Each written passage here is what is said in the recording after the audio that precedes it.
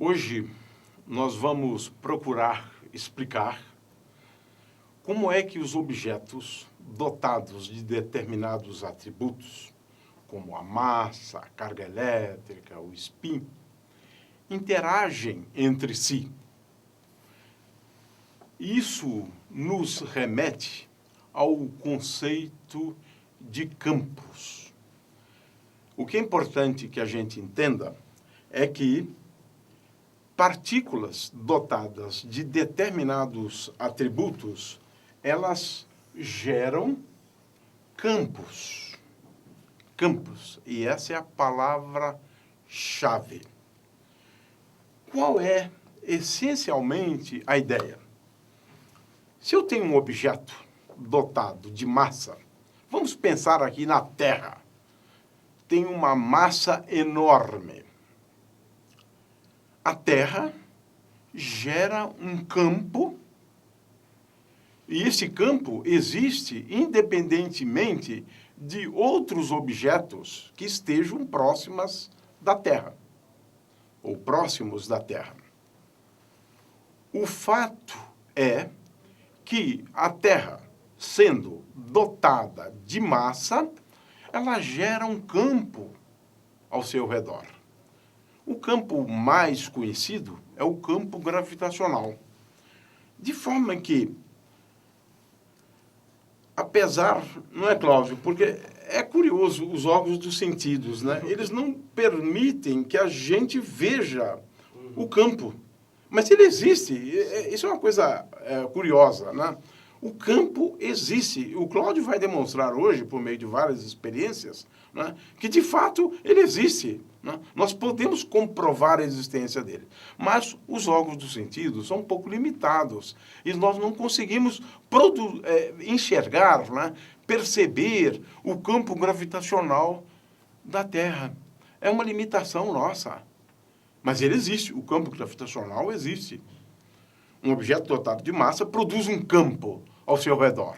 Um outro objeto dotado de massa, ele vai experimentar a ação desse campo. E assim que a gente comprova experimentalmente que existe um campo gravitacional produzido pela Terra. Eu tenho aqui, para ilustrar, uma maçã.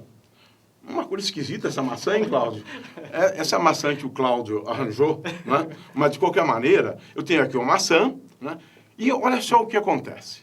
Eu solto a maçã e ela cai. Mas por que ela cai? É porque a maçã interagiu com a Terra. Mas, peraí, interagiu como? Ela está longe da Terra. Ah, ela interagiu com o campo gravitacional produzido pela Terra. Gente, para a gente descrever as interações gravitacionais, as interações eletromagnéticas, nós fazemos essa descrição utilizando o conceito de campo. De forma que o conceito de campo é o conceito mais fundamental do eletromagnetismo. Um ímã, por exemplo, ele está aqui numa determinada posição e ele gera um campo ao seu redor. Nós não vemos o campo magnético, já falei, é uma deficiência nossa. Nós não vemos, ele está ali, né? Esse campo aqui, no caso, é o campo magnético. Uma outra partícula, ou um outro objeto, dotado do mesmo atributo, né, ele, ao se aproximar daquele, olha só, eles interagem. Eles interagem.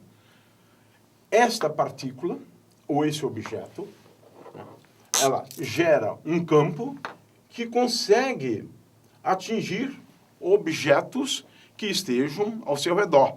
Se estiver muito longe, esse efeito é pequeno. E nós dizemos que o campo decresce com a distância até o objeto, né? Se nós tivermos outros objetos, como, por exemplo, moedas, o campo gerado, né, é um campo magnético, ele permite que mesmo à distância haja uma interação entre objetos. De forma que, mesmo à distância, há uma interação entre os objetos. Não há necessidade dos objetos estarem em contato entre si. Isso nunca, a rigor, acontece. Pode estar muito próximos, mas nunca a interação acontece por meio do contato, digamos, físico. As interações básicas, as interações fundamentais, são todas elas interações à distância. Então, o Cláudio vai trazer mais exemplos agora para a gente, né, de campos. Agora ele vai falar de campos elétricos, é isso? E de campos magnéticos. Então, vamos lá, Cláudio. Tá. Bom, começando pelo campo gravitacional, né, que você iniciou com o campo gravitacional. Uma maneira de a gente visualizar a direção desse campo é o que o pedreiro usa no seu instrumento, como um instrumento de trabalho, que é o fio de prumo, né? Então, esse fio de prumo, ele vai, em equilíbrio, indicar a direção desse campo gravitacional, campo de forças. Então, na hora de erguer uma parede, por exemplo, ele precisa saber exatamente onde é que está essa linha, né, na qual age a força-peso, para que a parede não caia, né? Então, isso permite visualizar, né, o campo gravitacional que existe. Então, ele está aqui, na verdade, visualizando a direção, né, e, eventualmente, o sentido, né, do campo gravitacional terrestre. Olha, isso, pelo fio do prumo. E é claro que se o indivíduo estiver lá na América do Norte, vai também estar em direção ao centro da Terra. Se estiver no Japão, está numa posição diametralmente oposta, mas sempre apontando para o centro da Terra. Da Terra, exatamente. Bom, outros exemplos, né, de campo de ação à distância, né, é o campo elétrico. Nesse caso, é um gerador de Van de Graaff, e a gente pode, através do contato muito próximo, né, trocar cargas, né, tirar cargas de um, né, e transferir para o outro. Aquele que perdeu cargas, ele ficaria positivo, e aquele que ganhou cargas negativas, que são os elétrons, né, aqueles que perdeu elétrons, vai ficar positivo. Então, ao carregar, ele pode agir à distância, né? O Cláudio está acumulando, nesse processo, cargas elétricas na superfície desse condutor. E o meu cabelo está sendo atraído, né, na direção desse campo de forças. Dá para ver? Então, o que nós temos aqui são cargas elétricas, né, concentradas na superfície de um condutor.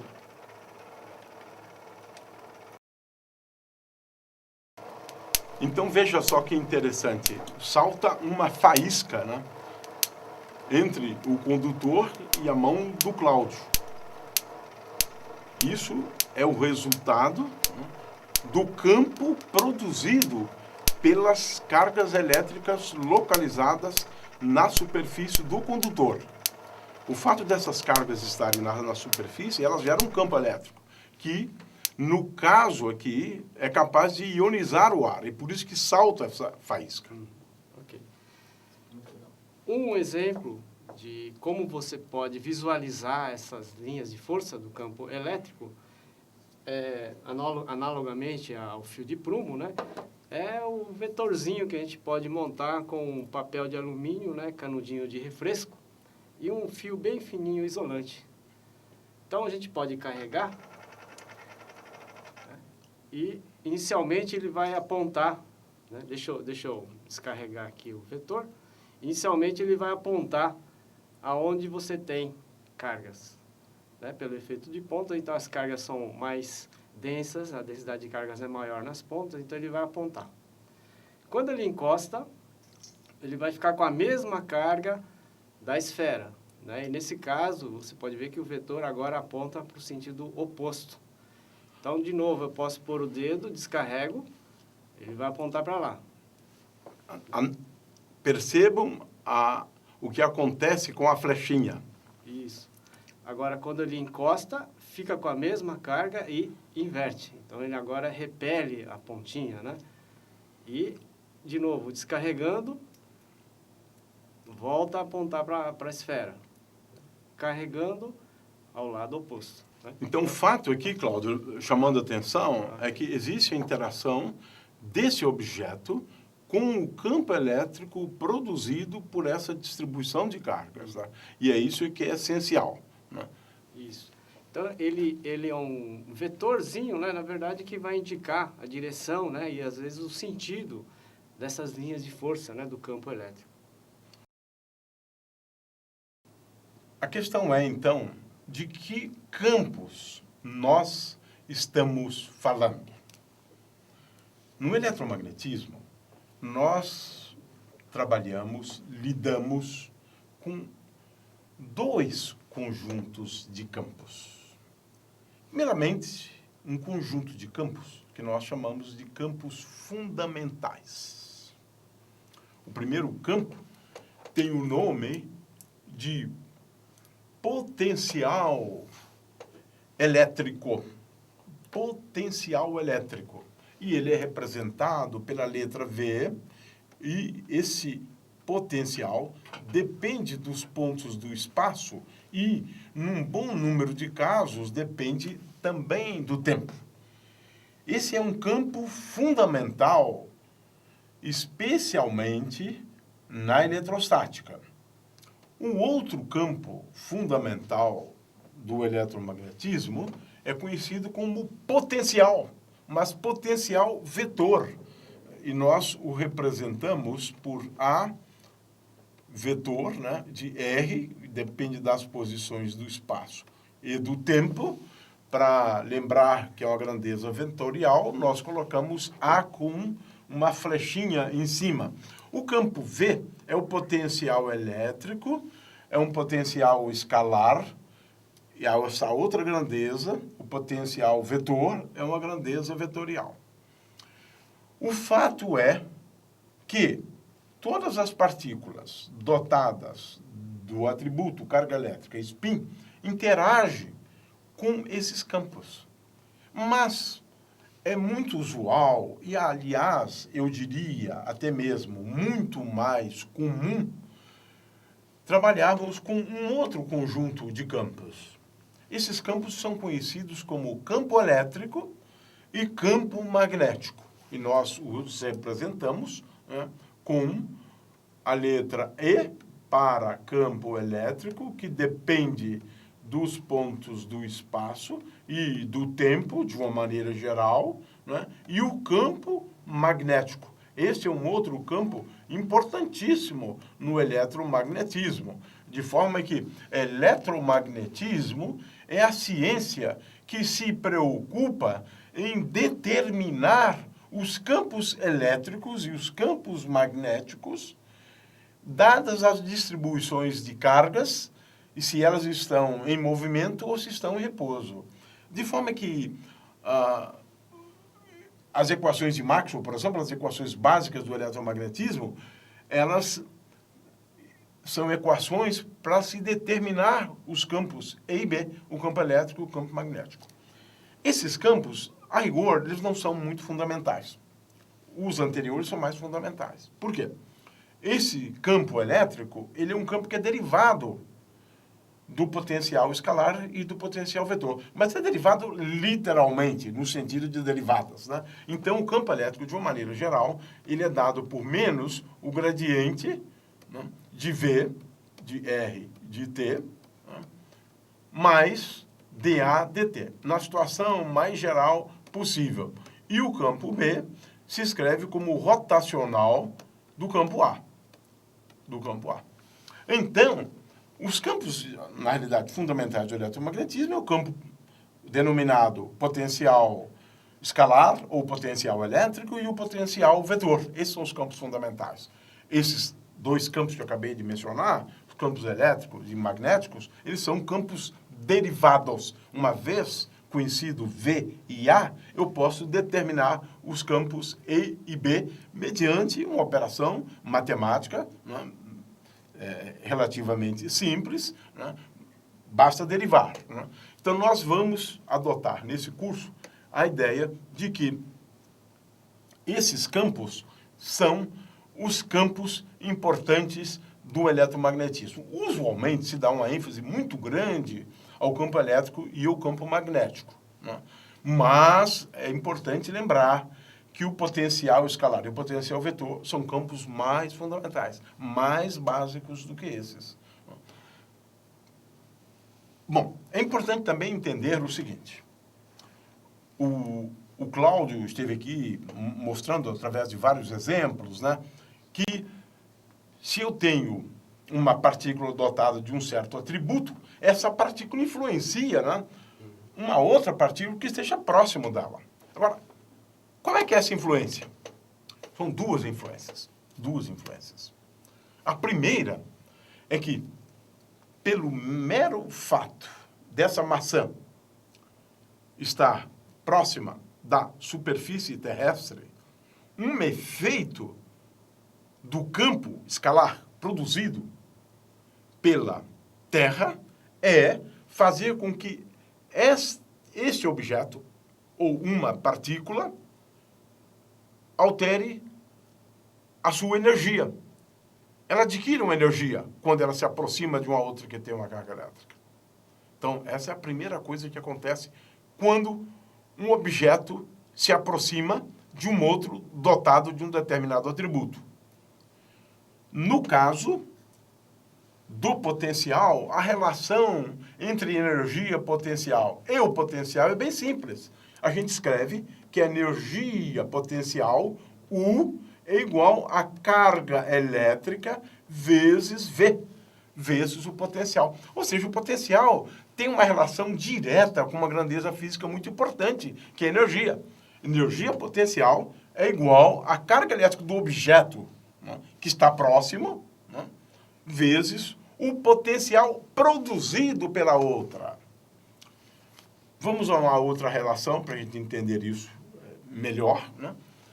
Um outro efeito que esse objeto experimenta é a força. Bom, essa é mais perceptível, que é só soltar, né? Essa é mais perceptível. Agora, como é que eu relaciono a força com o campo elétrico? Ora, a relação é bastante simples. A força elétrica é igual a carga vezes o campo elétrico, vezes o campo elétrico. Aí está. Os dois campos, então, são importantes. O potencial escalar, né? E a partir do potencial escalar, eu posso determinar o campo elétrico, e o potencial escalar está relacionado à energia da partícula, porquanto basta multiplicar a carga da partícula vezes o potencial gerado pela outra, você tem energia de interação entre as duas. E a força que a partícula experimenta, essa é mais visual, é mais perceptível, ela é dada pelo produto da carga elétrica pelo campo elétrico. Vamos a outros dois conceitos, e agora o Cláudio logo em seguida vai assumir, porque ele tem muitas coisas interessantes para mostrar para a gente, né? É a questão de dois conceitos muito úteis.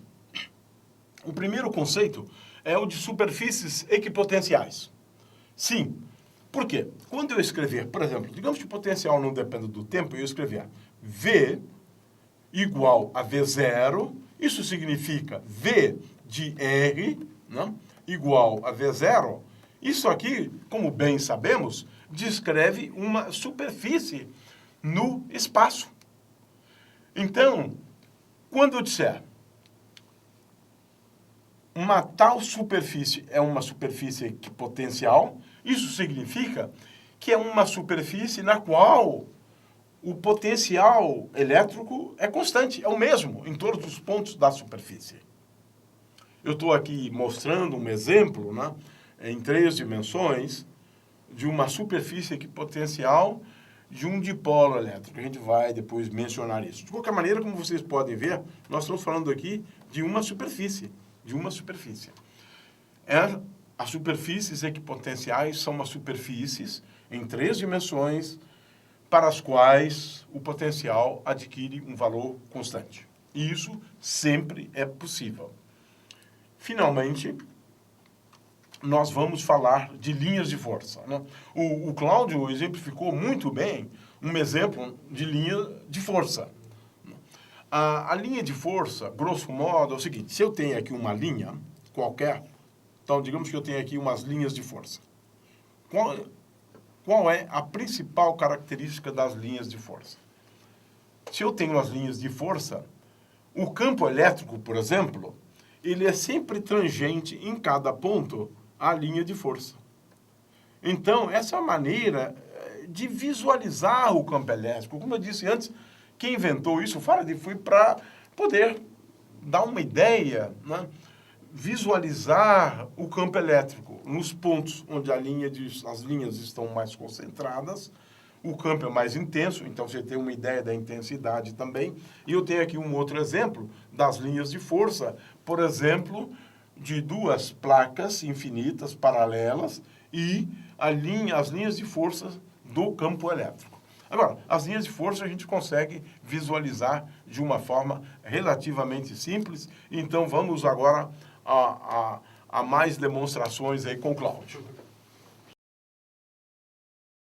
Podemos começar com o campo magnético, né? Seria, por exemplo, o que ocorre no nosso planeta. O nosso planeta, além do campo gravitacional, tem também o campo magnético, né? E, para ilustrar, eu tenho aqui a Terrela, que é uma bola de isopor e tem um ímã aqui dentro, né? Um ímã razoavelmente forte. Essa ideia da Terrela, você sabe, né? Do William Gilbert, essa ideia. Olha, lá nos 1600, um pouquinho antes. Tá. Então, isso aqui representa, então, uma miniatura do nosso planeta, né? Ah, tá. E tem um ímã, então, tem um campo magnético em volta. Para a gente poder visualizar como é que são essas linhas de força, né, do campo magnético, a gente pode usar a bússola, né? No nosso caso, a gente tem uma pequena bússola, uma agulha imantada. Nos polos, as linhas de força estão quase que perpendicular à superfície. Conforme ele vai indo para o equador, ele se torna praticamente paralelo à superfície. De novo, no polo oposto, né, você tem as linhas de força quase que perpendicular à superfície. Então, com uma bússola, é possível você visualizar como é que seria, né, as linhas de força do campo magnético nesse caso. Ao contrário, diferente do campo elétrico lá do Van de Graaff. Outra diferença é que aqui eu tenho dois polos, né? Ali posso criar um polo só, mas aqui eu tenho dois polos. Se eu tenho o norte, eu tenho que ter necessariamente o sul. A bússola é a mesma coisa. Certo? De forma que, com isso, na verdade, o que ele está dizendo é que as linhas de força se fecham. Se fecham, exatamente. Okay. Bem, então, para mostrarmos aqui, visualizarmos as linhas de força do campo magnético, eu tenho aqui uma caixa de acrílico e dentro dele eu tenho um líquido bem viscoso que é glicerina. Você poderia usar um shampoo também, shampoo incolor. E mergulhado nesse meio tem um monte de partículas de ferro, né? Peguei esponjinha de aço, picotei com uma tesoura e enfiamos aqui dentro. Então nós vamos dar uma chacoalhada, dar uma misturada e enfiamos dentro dele, dentro do tubo que tem aqui, a gente pode enfiar um ímã, né? Isso aqui é um ímã. Tá? Nós vamos enfiar aqui o ímã dentro desse meio. E aí, aos poucos, a gente pode observar como é que essas limalhas, né, elas vão se alinhando. Então, a gente pode ver que as linhas de força, elas formam, né, um contínuo, de forma que ele sai de um polo e vai para o outro.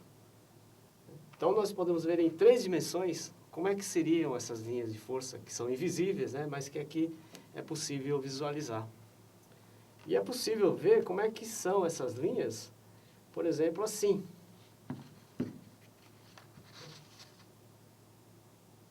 Também, né, indo para um polo para o outro. E o interessante é mostrar assim também.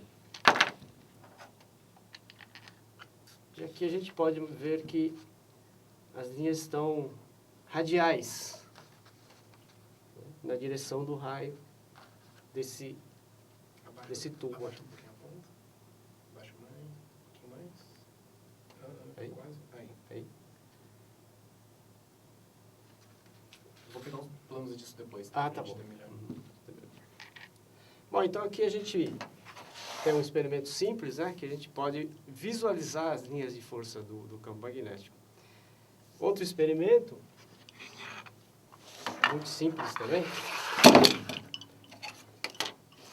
é um ímã, né, também um ímã aqui, né, bem potente, bem forte, e uma agulha imantada, né. Então, essa seta aqui é um papel que eu colei só para mostrar, né, o norte e o sul.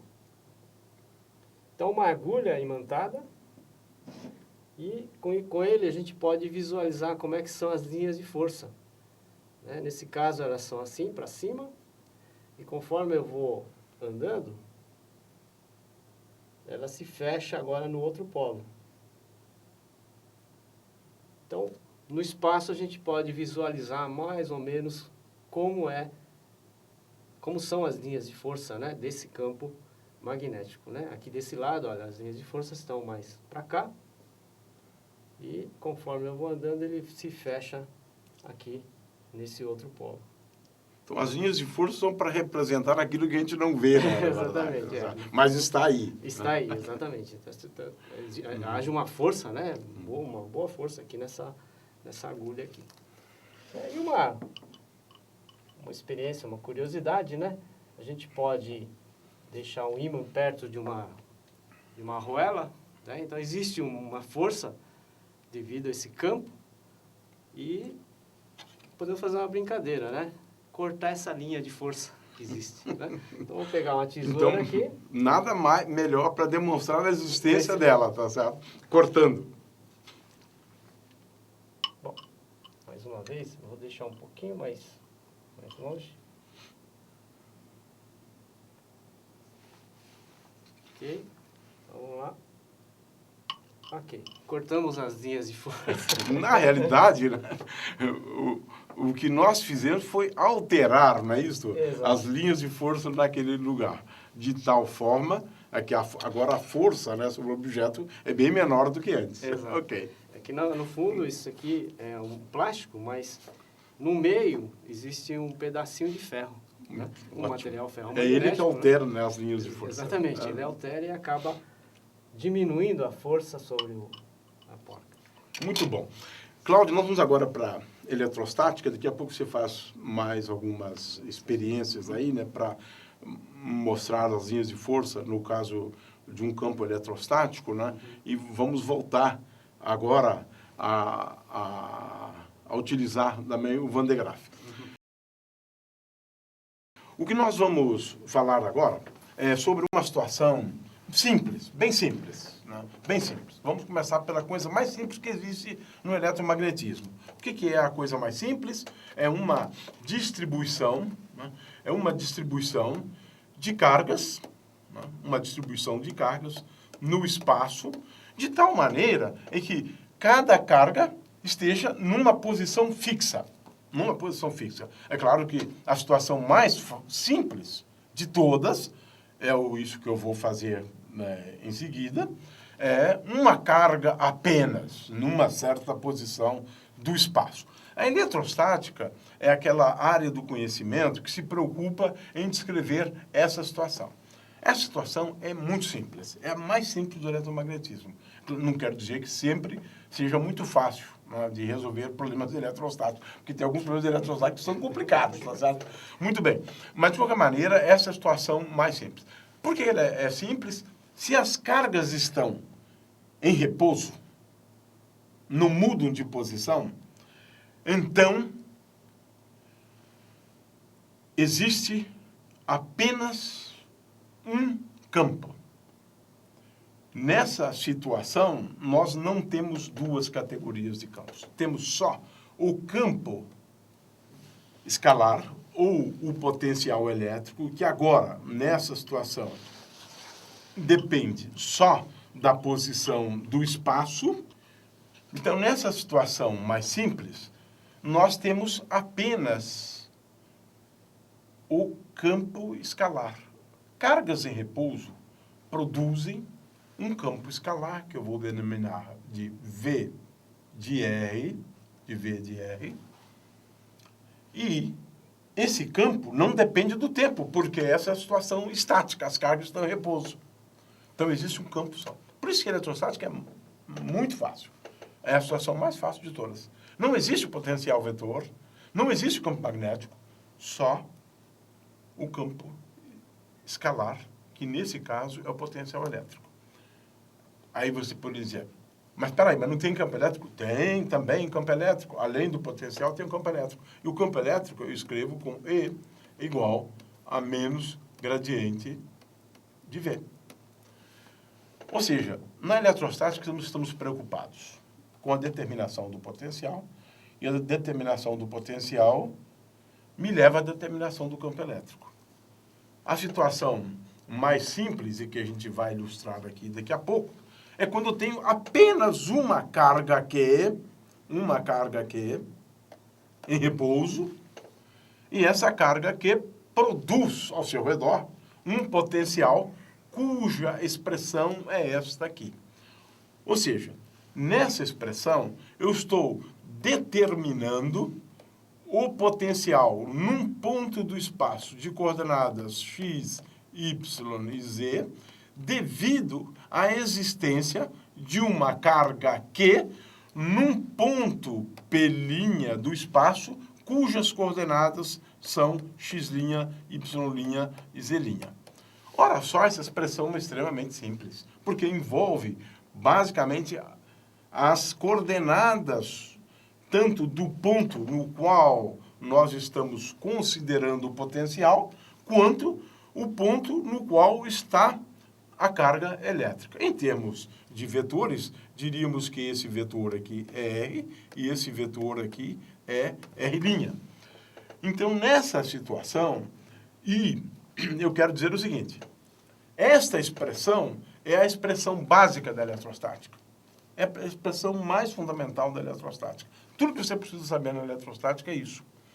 Que uma carga Q localizada numa posição cujas coordenadas são x, y, z, aliás, que uma carga Q localizada num ponto P', cujas coordenadas são x', y', z', produz num ponto P, cujas coordenadas são x, y, z, um potencial que é dado por essa expressão. Esse potencial, é claro, depende da carga elétrica, de uma constante e, finalmente, basicamente, da distância entre essas duas cargas. Essa aqui é uma outra forma de escrever, né? V igual a Q sobre 4π ε0 dividido pela distância entre essas duas cargas. Porque é isso que está escrito aqui. Depende só da distância entre essas duas cargas e da carga Q. Isso aqui eu posso escrever como Q sobre 4π ε0 dividido pela distância. Então, é claro que a partir do potencial, determinando o gradiente, eu vou encontrar que o campo elétrico é dado por essa expressão, Q sobre 4π ε0, agora em termos de vetores, R, que é o vetor associado ao ponto P, e R', o vetor associado ao ponto P', de forma que o campo elétrico tem essa expressão, Q sobre 4π ε0, R menos R' sobre o módulo de R menos R' ao cubo. E essa expressão aqui, vocês podem verificar que ela é consistente com a lei de Coulomb. Muito bem. Para uma carga apenas, as superfícies equipotenciais são superfícies esféricas, de acordo com esse desenho, né? E as linhas de força são sempre perpendiculares às equipotenciais ou às superfícies equipotenciais e, portanto, as linhas de força, no caso de uma carga positiva, saem da carga positiva de acordo com essa figura aqui. Muito bem. Cláudio, vamos olhar aí o Van de Graaff, né, para você poder ilustrar por quê. Como bem sabemos, eu e o Cláudio, o fato de você ter uma esfera uniformemente carregada de cargas, que é o que ele vai fazer aqui daqui a pouco, vai carregar a esfera, ela se comporta como se toda a carga elétrica estivesse concentrada na origem. Então, na verdade, Cláudio, isso aqui é equivalente a ter uma carga Q no centro da esfera. Né? Então, o que ele vai demonstrar aqui é o efeito que eu acabei de apontar antes. Né? ele vai mostrar que, de fato, a força ou o campo elétrico, ou a força, aí tanto faz, decaem com o inverso da distância. Quando ele se aproxima, a força é maior. Quando está longe, a força é menor. E ele vai também mostrar a questão das linhas de força. Bem, então, isso daqui seria uma superfície equipotencial, né? Se nós supormos que uma carga está no meio, essa esfera, como a distância entre a superfície até o centro é a mesma, então a gente pode dizer que isso aqui é uma superfície equipotencial. E conforme a gente vai, né, crescendo essa esfera ao longo do espaço, eu teria várias superfícies, né, equipotenciais. E o vetorzinho é bem interessante para mostrar, né, que existe esse campo, né, de forças e que essa força ela é perpendicular a essas superfícies. Então vamos carregar mais uma vez. Então agora ele está apontando para fora, né, sempre para fora da esfera. Se eu ponho aqui na frente, ele vai, né, sempre ficar para fora da esfera. Aqui desse lado. Então, as linhas de força saem do centro, na Saem verdade. do É centro. isso que você está Exatamente. mostrando. Muito bom. Bem, como essa pontinha está carregada, então você tem, né, repulsão. As forças estão no sentido de repelir essa ponta, mas eu posso descarregar. Bom, agora ele está no sentido de atrair, né? Então seria equivalente a ter uma outra carguinha de sinal contrário, né? Então eu teria uma força agora atrativa, né? E de novo eu tenho a seta sempre apontando, né, para o centro da esfera. Isso é interessante, Cláudio, porque aqui é importante chamar a atenção para o fato de que o campo não mudou. Não é isso? Sim. O campo não mudou. A força mudou porque esse aqui está carregado com carga de sinal oposto ao caso anterior. Sim, sim. Muito bom. E quanto mais longe, esse efeito é menos visível, né? Então, conforme a distância vai aumentando, essa força também decai. Agora, com a mesma carga, né? Então, mais uma vez, vocês podem notar que quanto mais longe, menor esse efeito, né? Das Ponha forças. bem longe mesmo. Você praticamente não percebe, né? Aí está, o inverso do quadrado da distância, né? À medida que ele aproxima, aí está. A força se torna mais e mais intensa, né?